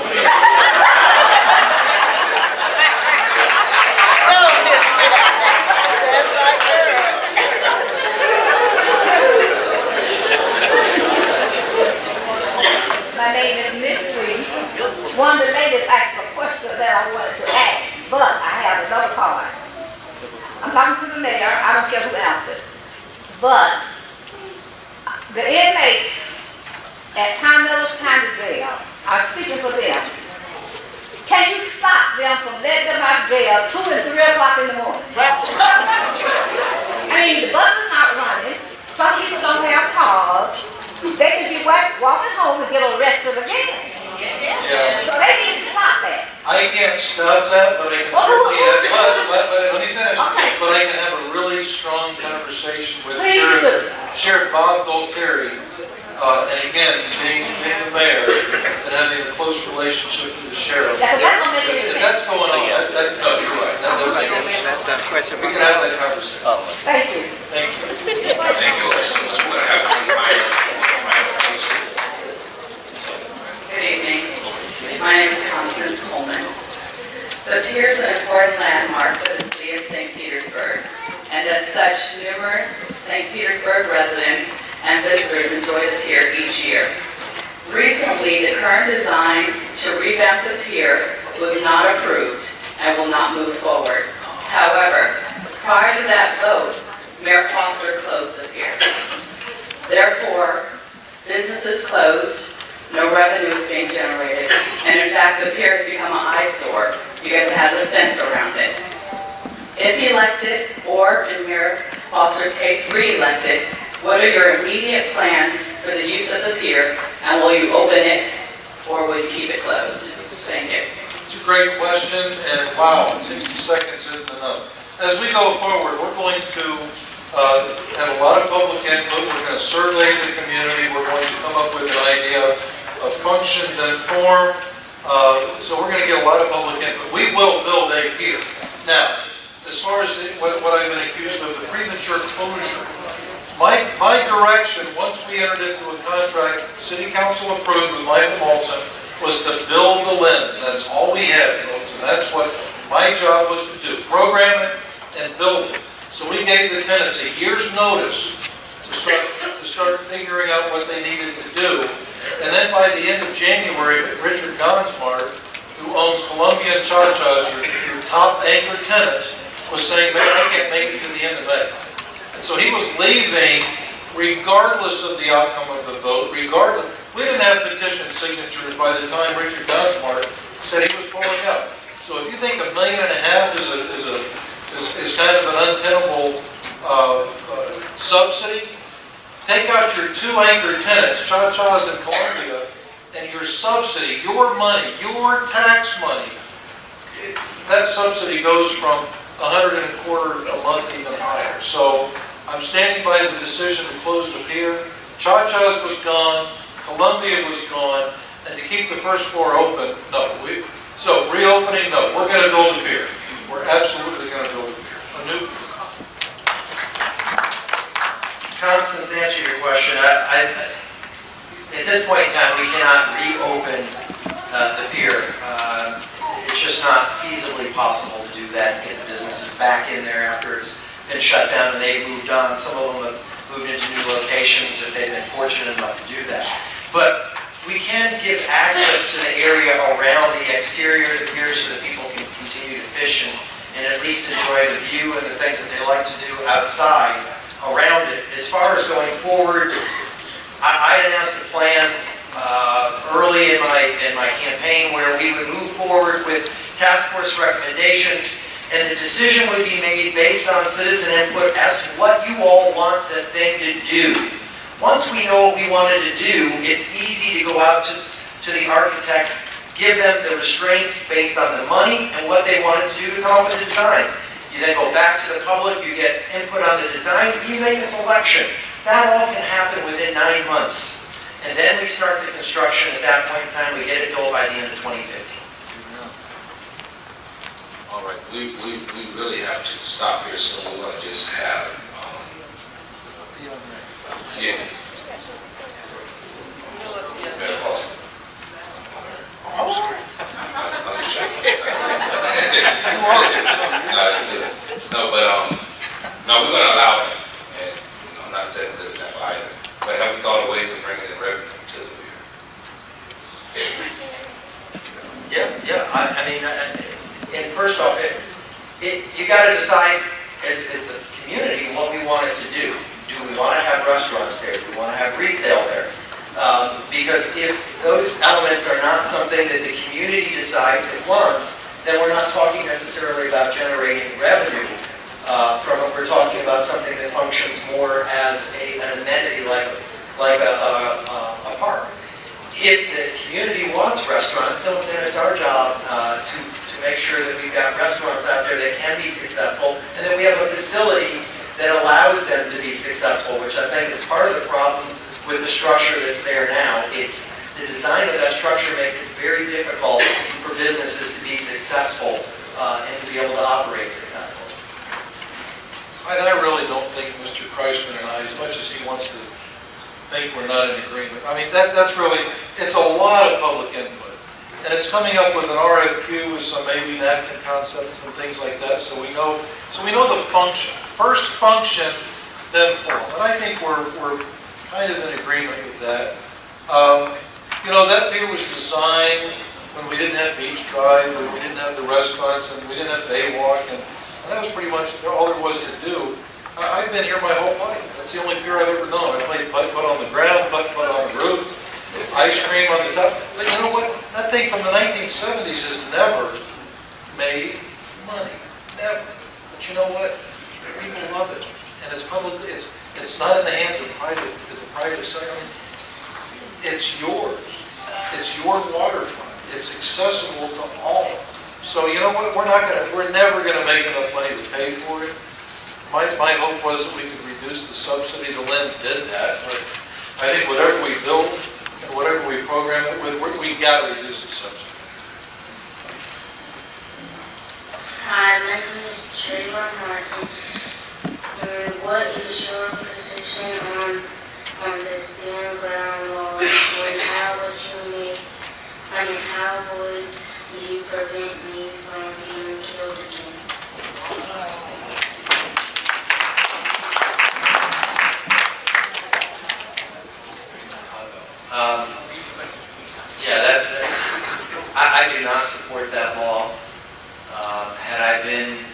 legislature, when that bill had come up, I would have voted against it. My former colleagues that I served with in my caucus are still fighting to try and have legitimate hearings instead of what they're talking about on the bill, so that it can be discussed. I think it really opens the door for some serious abuses, which we're seeing. That was just one example, but there are others that are out there. It just happened to be one where the nation's attention was called to it. But it's going to continue happening if that law hasn't changed. And I think the dialogue is necessary. It's really an extension on what's called the Castle Doctrine and whether or not you are required to run to the wall if confronted with some type of deadly force. And so I don't believe that one should have to flee to the wall when confronted, but I do think that there needs to be some revisions or changes when the one using that as a defense was the instigator or the one that kind of started it to begin with. I think there needs to be limitations on when standing your ground. It shouldn't empower you to be a jerk, really. So I think they're going to look at that in Tallahassee. I think it needs to be modified. But no, as far as the intent of requiring you to flee to the wall when confronted where you are, I still support. I don't think you should have to do that, but I also think there needs to be some limitations in the defense. Good evening. This is for both candidates. My name is Mama T. Lassiter. I am the grassroots community activist.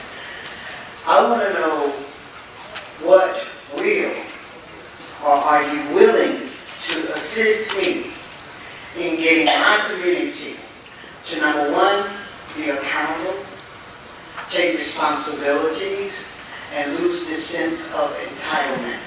Are you man enough to speak the truth while there still is this racism and there are some things that have not went on in the city that should have?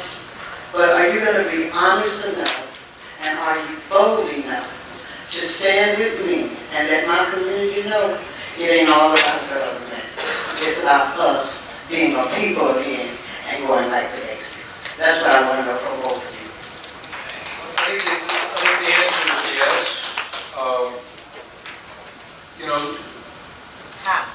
Mama T and I started the Community Law Fest. She's been engaged in cross-and-annual social services. It kind of goes back to what I said earlier. It's working with the doers. I'm tired of talk. I'm tired of the talk putting brakes on things that we know have to happen. Surrounding yourself with doers, and it's having that proven track record that I have.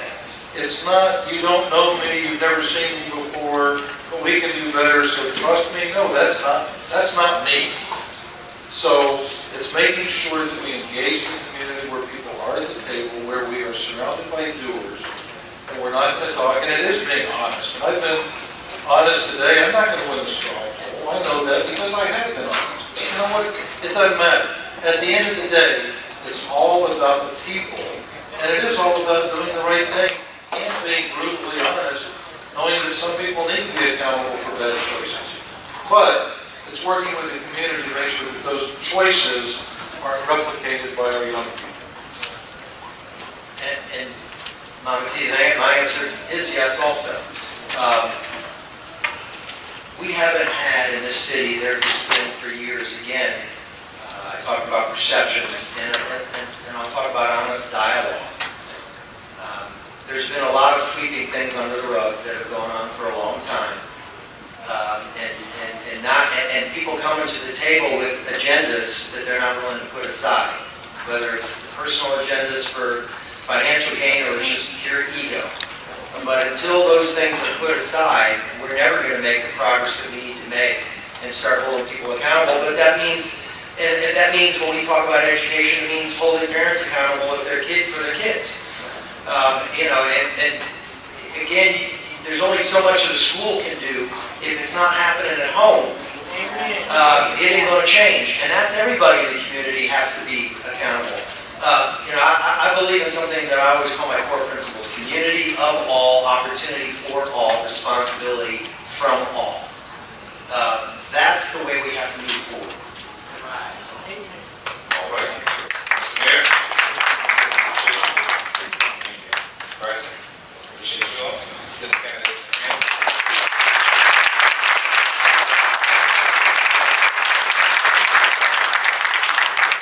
We are extremely thankful to each of you who took time to come out and ask the tough questions.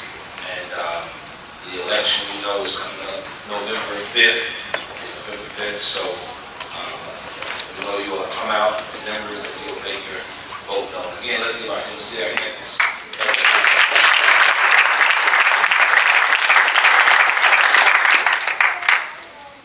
Thank you, Reverend Sean. You did a fantastic job. Thank you. I want to thank everyone for coming. Where y'all going? I've been sitting for 2 hours. I know, but we got done. Because we opened up with a prayer and we're going to close out with a prayer. So we're going to ask you to participate with us. And again, we want to thank you so much for coming. Thank you for accepting the invitation. Thank you for being brutally honest, and we do appreciate all this honesty. And my question is one that you don't have to answer out loud. But at the end of the day, when the election is over and the politics are done and your dash is now being met by a number, what would you have left your community? And what would the price have been for your soul? Okay, so that's just my question. I want you to take a private moment to think about on your own. And with that being said, again, we want to thank you, Mount Zion Progressive, for hosting this wonderful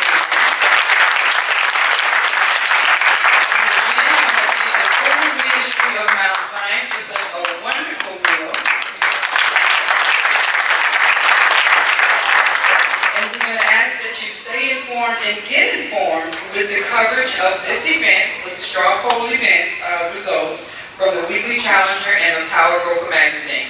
And with that being said, Pastor Murphy, we would like you to please send us home in prayer with the word of God. Thank you so very much. Is this all? Let me say that truly, thank you, Mayor Foster. Thank you, Mr. Kriseman. Thank all of you for being here. I would absolutely, totally be remiss if I did not, as a citizen, one who loved this city, knowing that there is a true possibility of Mayor Foster being mayor again, may elect a new chief of police, could be in this room. You got city council, you got staff.